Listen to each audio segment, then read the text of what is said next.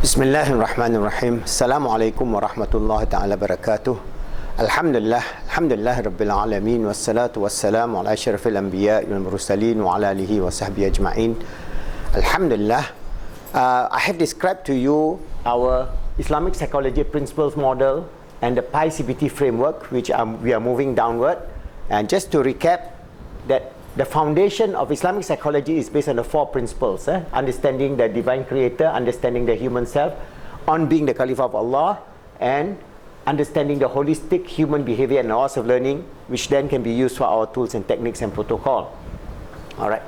From here we develop our Islamic psychology model of how we are influenced by our physical environment, intra and intersocial environment, and inner speech, and how we harness our inner speech to override our deficiencies in the social and physical environment, and how our total past learning history as a human being living both in the physical and the spiritual world affects the nature of our existence and the nature of our psychology, whether positive or negative, or even having situational conditions which we need therapy or treatment. And then from here we develop our PI-CBT protocol, tools and techniques, research and development. So the whole Islamic psychology principle model and framework from right down, from top right down. And for PI-CBT we are talking about the model and the CBT framework in terms of protocol, tools, techniques and research and development. So I'm throwing some ideas. We are trying to perfect, for example, the protocol, PI-CBT protocol. What is this going to be? How is it different, say for example, from CBT protocol? How is it different, for example, from MBCT protocol, DBT protocol, or the many other variation of the various psychological protocol techniques that is being used by a modern psychologist? So how are we going to integrate within this framework of positive Islamic cognitive behavior therapy? So I'm just developed an idea, all right, for us to just think about.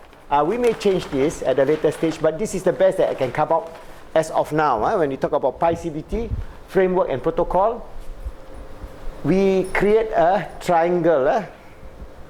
We start with our approach towards the positive Islamic psychology protocol with intention. This is very important in Islam. Everything we must begin with intention. Allah tells us, "Innamal a'malu binniyat." Whatever that we do, we must do with intention. Alright? So how are we going to create an intention so that this intention is useful for us in terms of our references to our existence, our intention for ourselves in terms of our spiritual, emotional, mental and physical development, our intention insofar as our submission to Allah, our intention to transform ourselves or to change ourselves, our intention to become a good therapist or counselor, and so on. So there are many areas of intention that we will have to discuss, but this is just one idea, because we do not want to take the secular model. The secular model is value free, but we cannot be value free. We must be intentional to change ourselves. For example, intentional in the sense that for ourselves and for those who we are giving therapy, the counselor and those whom they counsel, we must bond together with the idea of the intention of being submission to Allah subhanahu wa ta'ala in the fullness sense, and striving to make ourselves good as His Khalifa of Allah, striving to make ourselves good, both parties, helping others to be good. So for a counselor, helping the patient and making the world good. So that could be a framework of an intention, which inshallah we will find some ideas, and we will then describe this framework of intention. That is very important for Islamic psychology protocol, because we start with intention. Second level is intervention. So there are many interventions that we can use. So we are not moving away from the intervention that is already available by research-based, empirical-based studies. For example, they have the biomedical intervention. This one we need the psychiatrists and the medical doctors who tackle this, because this is beyond counselors and life coaches, because this biomedical intervention, there are many approaches to biomedical intervention in terms of drug therapy, in terms of electroconvulsive therapy, in terms of electromagnetic pulse therapy, and many other therapies that are now being introduced. All right. So that area is a very medical-based intervention in terms of psychological or problems insofar as cognitive or behavioral. So that we leave it to our psychiatrists and our neurologists and our medical doctors. The intervention in terms of cognitive and behavioral, yes, there's a lot. CBT is based on CBT. So CBT. So we use cognitive and behavioral intervention because there are thousands and thousands of research work based on successful intervention using CBT. So we approach CBT intervention, and then we have our intervention that is spiritual, emotional, mental, and physical integration. So this intervention is pertinent and unique to PICBT, Positive Islamic Cognitive Behavior Therapy, because I have spent a lot of time explaining to you the nature of integration. Before that, the nature of coherence, the nature of synergy. We take the highest level of trying to develop the spiritual, emotional, mental, and physical integration. So that would be our basis for intervention. Once we have developed this intervention, we also must develop attitudinal and values transformation and development. This is very important in Islam.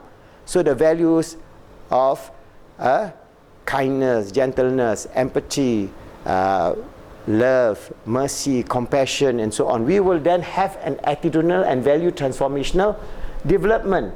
So we have our intention, our intervention, because if you are going to change a person, you must then, the intervention must give you this result in terms of the attitudinal values transformation and development. Because if there's no change at this level, then this whole intervention fails. So we must develop the protocol within this idea of attitudinal values and transformation, and the highest level will be self-actualization. Just like Maslow theory of needs, hierarchy of needs, he talked about self-actualization from the perspective of human psychology, which is good. We are not saying it's bad, in terms of fulfilling your mission and vision in life from a secular materialistic worldview. That is okay. But our self-actualization is far beyond Maslow. Our self-actualization is the SEMP integration at the highest level. So once we have developed this attitudinal values transformation, then we must create a situation where the person becomes self-actualized. But that self-actualized, that doesn't mean it's an intellectual self-actualization. There will be different levels of people, but they are all self-actualized. For example, if you have a poor laborer who is illiterate, he or she can be self-actualized. There's no reason why they cannot be self-actualized. Being a laborer, being a fisherman, being the best fisherman, the happiest fisherman on earth, why not?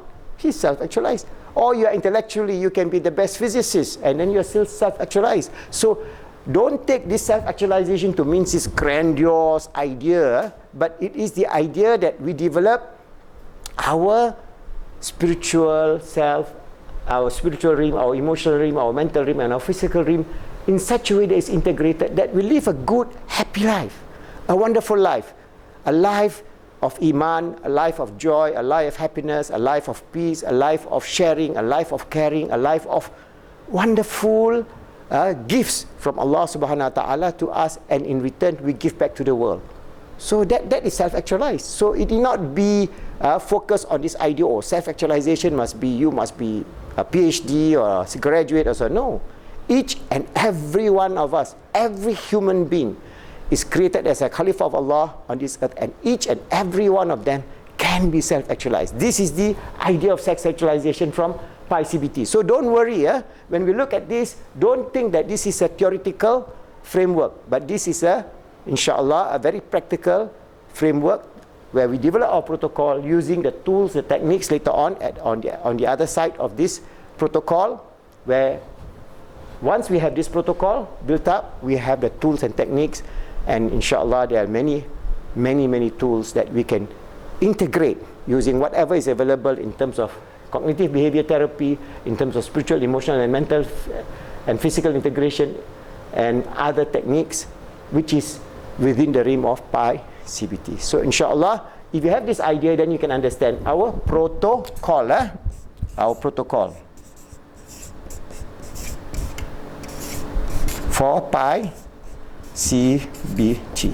Alright, this is just at the idea stage. We may develop, but we may even adjust and change. But if you have any ideas, you can think about how you are going to develop from the framework of Islamic psychology your own protocol. Because as I say, I'm just giving this idea as I develop this program based on our model.